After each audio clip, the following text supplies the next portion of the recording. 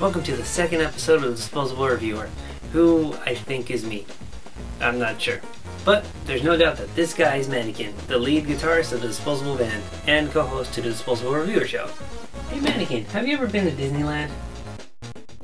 I know I have. Well, have you ever wanted to go? Stop asking him stuff. Alright, I think they know that we're doing a Disney-related game. Boot it up. You know what I'm gonna ask you? No, I wasn't gonna ask you how your day was. What did we spend the budget on this time? Disneyland tickets for research? How come I didn't get to go? You figure I'd get to go. I'm the one that did the whole game review and played the thing. Okay, well yes, obviously you went, and so did the other executive producer. Okay, fine. The guy who did the art and the guy who did the music, why not? Obviously Manni-kin went, you didn't have to say that one. The intern? The intern. You have an intern? When did that happen? Okay, well, how come the intern got to go and not me? I don't care if you needed somebody to carry your things. I should have went to Disneyland. You know what? Okay, I'm done with you. Just go back to standing there and being useless. So, folks at home, have you ever wanted to go to Disneyland or been left behind by your staff because your executive producers are jerks? I hate you. Well, don't worry, because now you can. All you need is a copy of Disney's Adventures in the Magical Kingdom, and I guess a Nintendo Entertainment System, and a TV, and a controller, an electrical source. We get it, move on. As previously mentioned, Adventures in the Magical Kingdom was released for the Nintendo Entertainment System back in 1990.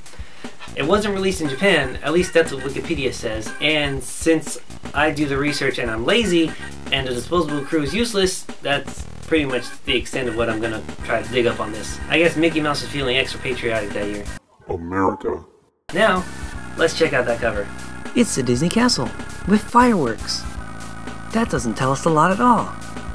I'm sorry for wasting your time. Let's just start this adventure.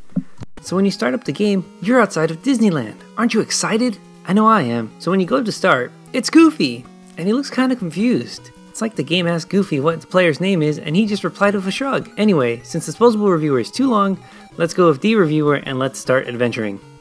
Hey Goofy, it's time for the big parade! Where's the golden key to the gate? Gosh, I'm sorry, Mickey. I must have left it in the castle.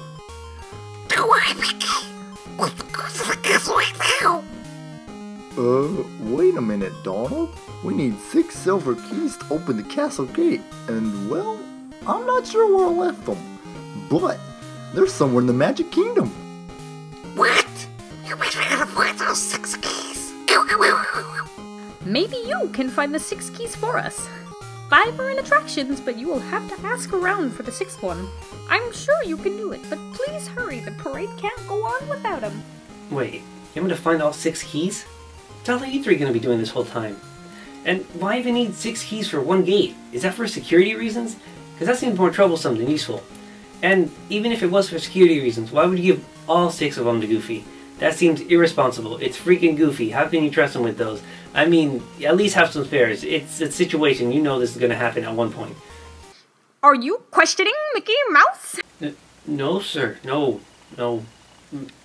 Anyway. So once the story is established, you're left at the park entrance by yourself. I guess your parents dropped you off to fend for yourself so they can have some time alone from you, kid. Also, you'll have plenty of room to move around in the park since there's hardly anyone around. I guess there shouldn't be any rush for the parade since no one is going to miss it. In this overworld map, all you can do is move using the D-pad. As Mickey stated earlier, there are 5 keys in the attractions, which are the only places that you can access in the park. You can get to all the attractions from the get-go, and it doesn't matter which order you complete them in. The attractions are basically minigames, each one being different from the other, except for 2 pretty similar ones. The 5 attractions are Autopia, Big Thunder Mountain, Space Mountain, the Haunted Mansion, and Pirates of the Caribbean. As for the last key, you actually have to ask people about it in the park. From the start of the game, there is one person in the park besides you. You have to talk to that person to get a hint as to where the next person is. After chasing down enough people, you will find Pluto, who had the key the whole time. However, in order to get any information out of anybody, you have to answer a Disney-related trivia question. And to remind you, this game came out in 1990, so the questions are fairly old, but it's the easiest key to get, so we'll start there. I don't know about you guys, but I enjoy nothing more than to answer random trivia questions from random people whenever I go to Disneyland. I mean, it's the sole reason I spend $100 just to get a one-day ticket. Excuse the sarcasm, but I honestly feel like there should have been another attraction instead of asking trivia questions. I will admit though, the Matterhorn probably would have played like Big Thunder Mountain, and making a level out of Tom Sawyer's Island would have been too similar to Pirates of the Caribbean. But I mean, they have It's a Small World. Come on, Disney Imagineers, make something out of the teacups. Complaints aside, for this key, all you have to do is answer questions and travel from place to place to hear the next question. All the questions are asked in the overworld, meaning that you'll hear the same song looping in the background. It's not a bad song, but it's nothing special. The questions range from super easy to how the hell was I supposed to know that I doubt Mickey Mouse would even know difficulty. Now I say super easy, but if you have absolutely no knowledge on anything Disney, which I'm going to assume is kinda rare, then it's a guessing game. Of course, even with common knowledge, it will only help with some questions, which will also make it a guessing game in the end anyways. Oh, you're D Reviewer. People say you know everything. Look at that, it's only the second episode and people are already talking about my vast level of knowledge. Alright kid, I'll answer this question. Bring it on. What is the name of the film in which Goofy appeared for the first time? I don't know that one. Or that one. Which actress did what now? Aha! I know that one. The first Mickey Mouse cartoon ever made was Steamboat Willie. Boom! Wait, what? Unboom? It's Steamboat Willie! This is rigged. Oh, okay. I'm gonna have to look this one up. Give me like 1 minute. 10 hours later. So apparently Steamboat Willie isn't the first cartoon. It's a cartoon called Plain Crazy, which is exactly how I feel right now after learning that. I learned it from a very reliable source called Wikipedia. I don't know if you heard of it. I actually mentioned it, but yeah, it's very trustworthy. For example, It even says that Manni-kin invented the running of the bulls, though he's not given credit for it because he doesn't have legs. but even though there are pretty hard questions, there are really easy ones from time to time. What's Mickey's dog's name? Easy. What's the name of Donald Duck's girlfriend? Which one? Yeah, that's right. Donald had a side chick, duck. As far as I know, you have unlimited attempts at the question. Sure, the game does obviously have a set number of questions, but I've never actually seen any questions recycled in any one playthrough. And I've never actually ran out of questions. Odds are you will eventually get this key, even if you're just guessing. In the end, there's not that much going on with this key. Wow. Then why spend so much time on it? Alright, now it's time for an actual game. First attraction we're on is Big Thunder Mountain.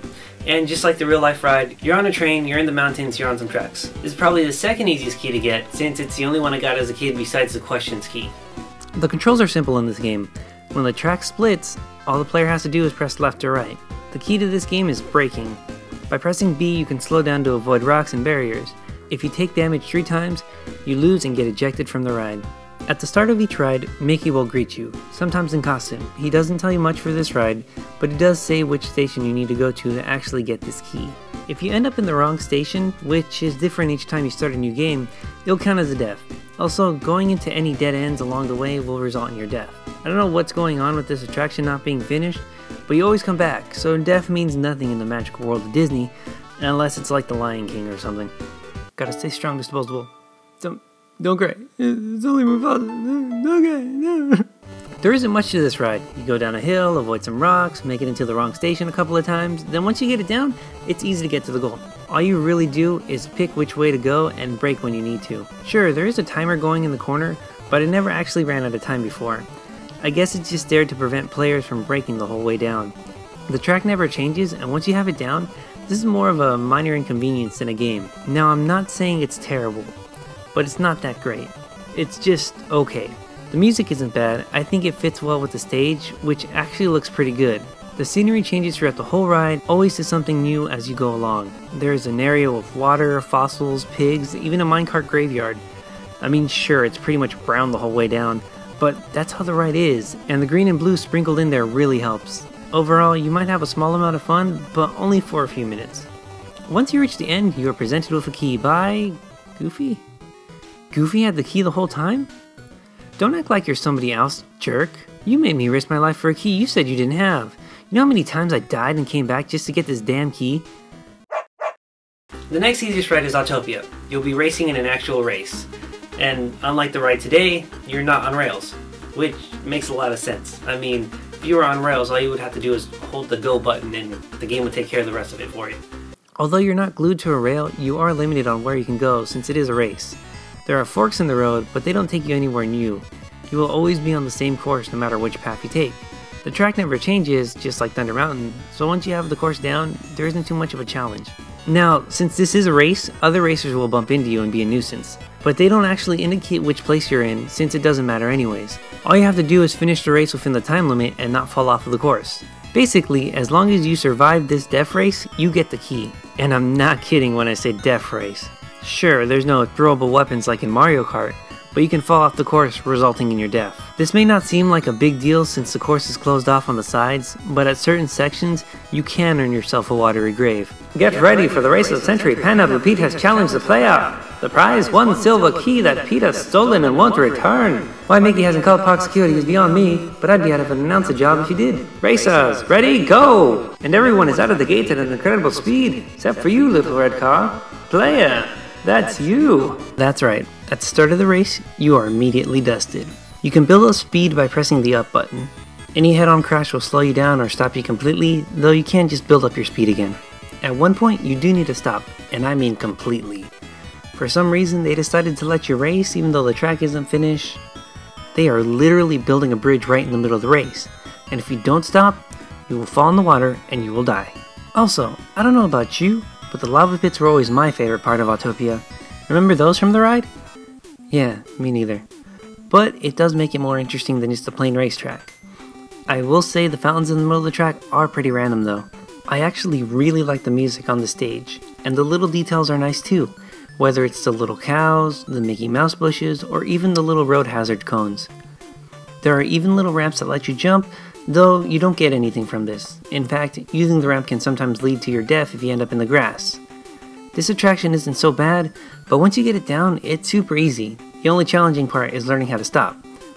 I will give it bonus points though, because it does allow you to control gravity. Anti-gravity action. Now's a good time to talk about those little stars you probably noticed in the gameplay. As a kid, I had no idea what they were for. I thought there was like an invisible score counter, so I never actually cared for them. But one day, I pressed the select button, and to my amazement, there was a menu screen. Mickey's there, being creepy as ever, and he's telling you to fight. You'll also be shown how many keys you got, but the most important part of the screen is the bottom. You have the option to buy things with your stars. You can buy extra lives, turn invincible for a short time, freeze the on-screen enemies, or just buy extra health. And although these may sound super useful, they're only really applicable to two stages, Pirates of the Caribbean and the Haunted Mansion. The extra life option is probably the worst thing you could buy. I mean, sure, it sounds nice, it's usually a good thing to get more lives, but since there's no penalty for running out of lives, there's no point in spending stars on it besides maybe preventing you from walking from the entrance of the park to the attraction. Well, I mean, sure, if you lose all your lives, then you do lose all the stars you collected so far, but then you would just spend those stars on lives and you would lose them anyways. The other powers are much more useful, especially for the upcoming attractions, which really step up the difficulty. Just how difficult are these next attractions? Who is the intern? Will Goofy and Donald be able to survive Frieza's onslaught? Find out next time on the Disposable Reviewer. This video actually ended up being a lot longer than I thought it would be, so I split it in two. The script took a while, then I got sick, and, well, it was just a mix of things causing me to take way too long to release this video. Part 2 will be posted soon, and when it is, I'll link it here. If you haven't seen episode 1, you should check it out. I mean, there's even a link for it right there. Just waiting for you to click it. It'll know if you don't.